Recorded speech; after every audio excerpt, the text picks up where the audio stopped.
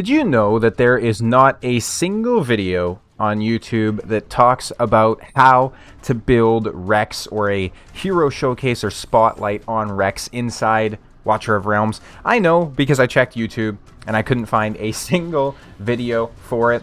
This is the same case for a lot of the newbie heroes. So another perfect example is going to be Camille, who I'm also going to be doing a guide on at some point. Also heroes like, for example, Marine don't have a whole lot of videos covering them. Barut don't have a whole lot. And another one that I'm actually very interested in showcasing is Emil.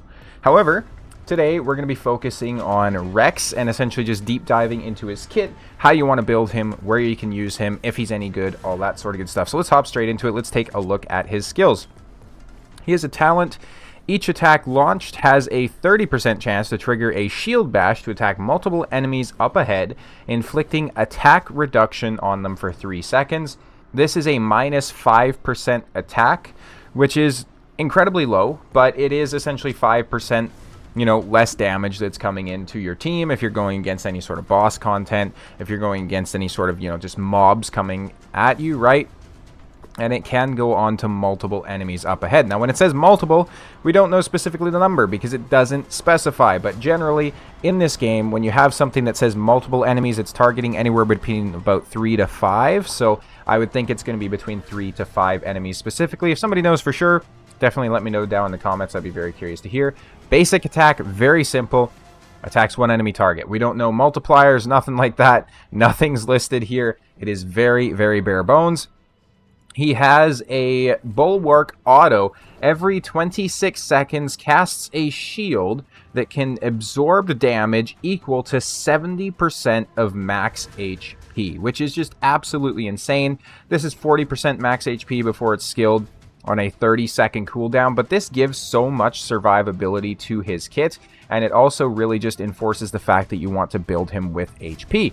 And finally, the Auto Ultimate Auto Cast, very low cost of 260, wields the Sword of Retribution, striking up to 3 enemies within 1 tile ahead, dealing 170% AoE damage and inflicting them with stun. So this is going to be a 2-second stun. They're going to be stunned. They're going to be unable to take action. Notably, even in the later game, if you're just trying to struggle to get through like Semra APOC 1 or something like that, this could be an additional stun that you could bring into your team. Because in these teams, generally you need some sort of a high HP tank so that the smacks and the falling rocks go towards them. So if you can bring in a tank that can also do an attack reduction, obviously, as well as inflicting stun, as well as putting a shield on himself that's going to allow your healers to just target other heroes on the field, it's going to be very, very strong, right? Now, obviously, he's not as good as somebody like a Toreador,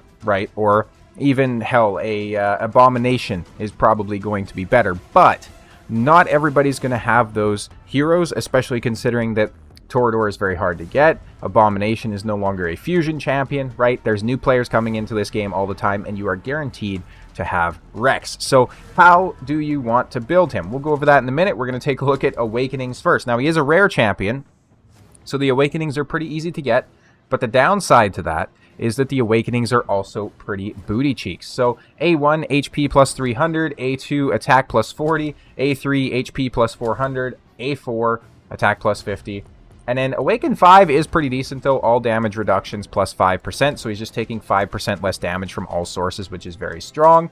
And then let's go ahead and take a look at his base attributes. So this is without any other sort of gear or anything like that on him. He has almost 20,000 HP, so 19,354, which for tanks is definitely, it's a rare level tank, right? 2310 on the defense. He has an attack interval of 2.1 seconds by default, and he has a rage regen of 14 with a cost of 17, right? So he's definitely kind of average when it comes to stats from certainly a rare level hero, but he's also a little bit cheaper than some of your other tanks. So one of the most notable comparisons for him would be somebody like, where is he? For me, at least, a notable comparison would be somebody like an Olog, because Olog also has this silver shield passive where every 11 seconds he's casting a shield that can absorb damage equal to 85%. So it's very much a slightly weaker, twice as long cooldown as somebody like an Olog.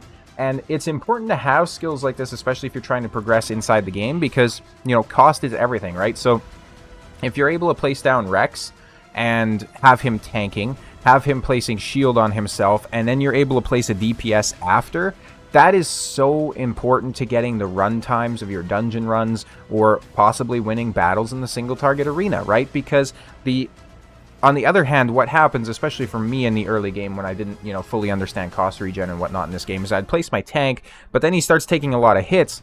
I'm like, oh shit, my tank's about to die, so I then have to place a healer. Then I have to wait for my cost regen to cycle even more, and then by the time that I get a DPS out, it's already like, you know, 30, maybe 40 seconds into the battle, so it just slows things down. So his built-in survivability is incredibly strong. Now let's take a look at artifacts. What do you want to build him in, right? Well, the best way, I would say, to go is going to be the Bastion Ring. This is, when he's deployed, he's going to increase his block by 1. So if we go ahead and if we take a look at his gear here, and then if we take a look at the total attributes, we can see his block is a base of 3. So already, with Olog's Wall, or the Bastion Ring, rather, sorry, we're going to get a increased block by 1. So just base level, this guy's going to have 4 block. For every blocked unit, he's going to increase his physical damage reduction and his magic reduction by 8%. This stacks a lot, right? It stacks up to 32%. At max promotion, this gets even stronger. So it's going to go by 9%. So the Bastion Ring is a very strong way to go.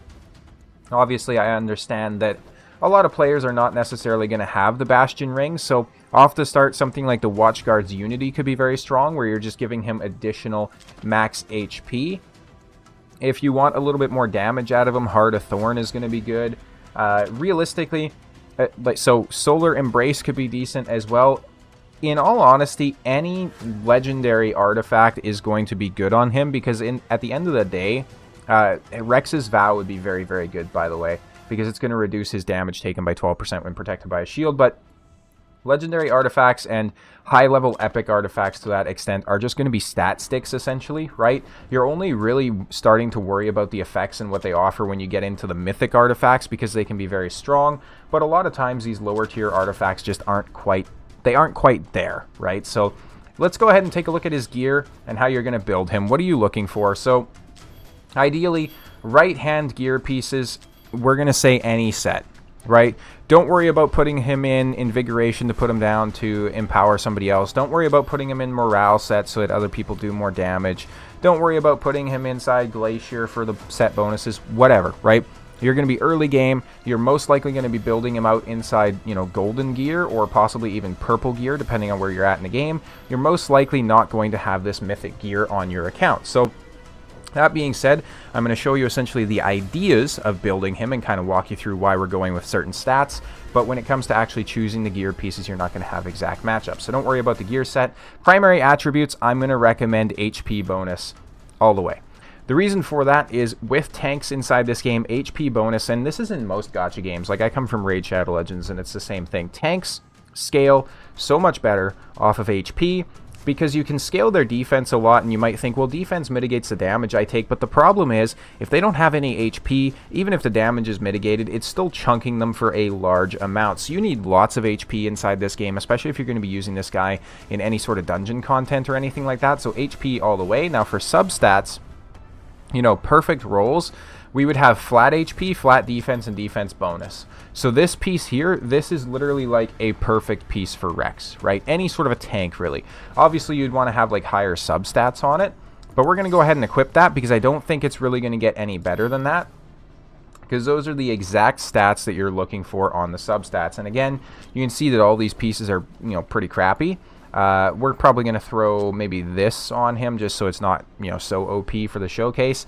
But you want these substats because obviously defense is still useful for your tanks. Obviously more HP on the substat is going to make his shield do more as well, right? His self-casted shield. And then the flat defense can actually scale very, very well, right? So if we look at this piece here, we have what, 35 defense coming in. We look at this piece, it's going to be like 125 defense. So some of these can actually scale incredibly well. So if we look at this, this is a plus a 331 right now. Now it's plus 895. So we gained some odd number, and 125 of that alone was from the substat roll. So definitely make sure that you're throwing your heroes into, you know, those kinds of gear pieces, depending on obviously what they need to do, right? So for Rex specifically, we're looking for just as much HP as possible. This is a very good piece, but we're going to go ahead and throw it on him. So right side gear equipped alone, we already have him up to 60,000 HP, 3990, sorry, on the defense. And then we do have his attack speed sitting still at 100. We've managed to completely dodge attack speed somehow. We're not usually worried about attack speed on a defender champion or a defender hero because, you know, 9 times out of 10, they're not really doing enough damage to make it worth it. We're going to go ahead and switch over to the left side gears. Very much the same thing. You're looking for, you know, literal perfect piece would be HP bonus, defense bonus, flat HP, flat defense. We have some of those pieces on the account. So this is the good shit. This is what you want on your tanks, right? This is literally god tier for your tanks. If you had this maxed out, this piece would be so damn good. This is from the Life Force set as well, so I'm gonna see if I can't get like an additional Life Force piece that would be pretty good for him. Let's go ahead and say we don't need flat defense, we don't need flat HP. There we go. We start to get some better options here. So we get defense bonus, HP bonus on here. Perfect. Now I am showing you, you know, pretty decent stats on him. So almost 80k on the HP, 5400 on the defense. We still managed to dodge attack speed, which I find pretty funny. We have no attack speed on this guy. A little bit of rage regen. The cool thing is, though, is you don't need attack speed, right? Nothing he does is, you know, required, or rather, nothing he does is tied to his attack speed apart from his talent, which this talent is kind of crappy anyways, because, you know, that's a very small attack reduction, all things considered. It can certainly help, don't get me wrong, but it's not something that we're going to be relying on. So let's go ahead and take a look at the artifact as well. I think I'm probably just going to throw him into like a base promo Bastion ring. That way I'm not, you know, showing you some cracked out plus 25 Bastion ring or something like that. And these are his total stats that we're going to be looking at. So 80,653 on the HP, 5422 defense. We still got the 2.1 attack interval, 17.5 on the rage regen, and then a little bit of rage regen there when he's attacked as well, which is pretty cool. So let's go ahead. We're going to run this guy in some content here. Now, the best way that I've found to test heroes inside this game is going to be with the arena defenses. So we're going to take him into the single target arena. We're going to pull out pretty much everybody here. We're going to go over to our rare champions right here. So we have Rex. And then we're just going to pair him with somebody who can heal, essentially. So for healers, let's go ahead and filter by healers. Obviously, if you're just starting off with this guy, you'll be using him with Camille, right? Camille is a very capable healer who I'll be covering in a video in the future. You may have Vortex. You may have been lucky to pull Hollow. Any sort of a healer is going to be able to do the job, essentially, right? I don't want to bring in like a Diao-chan or a Eunomia or an Eloin and just show you how good they are. So we're going to keep it a little bit more low-key here. We're going to bring in like a Lily. If you're curious about Lily's build, she's in Invigoration, nothing too crazy. These are her stats, right? So decent healer. And it just unselected everybody. That's one of the things I hate in this screen when you, you know, go to look at a hero and then you come back, it's like deselected them all, which is annoying. So we're going to go ahead and we're just going to run this team composition here, right? We're going to run Rex first just to kind of show you what it's all about and what he's capable of. Now keep in mind, he is a 17 cost hero, so that means we're probably not going to be able to, just forgive me there, refilling my drink. We're probably not going to be able to place him down until the enemy gets to about here. I know that's where I can place my Olog, and Olog is 1 additional cost. So here we go. We can now place Rex. Boom. Rex is coming in, and he's just going to start eating hits, right? As you can see, this is going to be about 23k that he's taking. Sorry, 200k. I cannot talk, apparently. 200 damage, 247 currently. He's dealing 991, right? So he's doing decent damage to the mob. Now, the mob he's not doing decent damage, let's be honest, but for a defender it's damage, right? Now the mob is going to be scaling off of our BP as well. As you can see, he got a 60,000 HP shield there. 60,000 HP on the shield is just absolutely insane. So at this level, at least, he's doing a pretty good job keeping himself alive, right? Because Lily's also going to be able to come in and just pop some heals on him for like 17k. What we're going to do, though, the enemy scales with our BP, so we're essentially just going to bring in a bunch of other units to like boost up our BP, make our team as overpowered as possible in the eyes of the game at least, and then just see how he can withstand those enemies. So I'm not necessarily expecting, you know, crazy things from him, but at the end of the day, I'm really just making this video so that you guys can see how to build him, have a good idea of how that works. So we'll put Praetus in the lead, and then we'll bring in, you know, some heroes like this. They're not going to touch the field. We're not going to use them in any way. We just want the BP to be far higher so that it actually hits our Rex for a little bit more damage. Now, it's going to be a little bit disappointing if he just gets one tapped here, but, you know, it is what it is, I suppose. So we'll go ahead and 2x, excuse me, until we can place him down. And boom, we have enough cost, so we're going to go ahead and place him in. Now, he is taking far more damage this time, so he's taking 4,000 damage, obviously, from the mob. But as you can see, so far at least, he's handling this perfectly fine. 3,400 damage. He has so much attack, or rather HP, and you can see he gets the stun there as well, which is very strong. So his auto cast ultimate came in, stunned the enemy, which is very strong. But you can see he has so much HP that he's not really struggling to keep himself alive, even at a battle that's like over 450,000 BP, I think it was. So this guy could very much easily be placed down as like your tank just to start off the battles. We're going to place a Lily here just to help keep him alive as well. You can see he had the shield on there for a long time, which was very, very strong. We're going to go ahead, actually, and we're just going to pop Praetus to, you know, get some damage on the enemy mob, whatever. As soon as I can, I'm going to deploy my Sun Wukong just because I want to kill the enemy and then have like the next wave come out, essentially, because they get a little bit stronger as the waves go, obviously, so you can get a decent idea of what Rex is all about and why he's actually a pretty decent defender and why I think people might be sleeping on him a little bit. So we'll place Sun Wukong there. We'll start getting some damage coming in. Boom, boom, boom.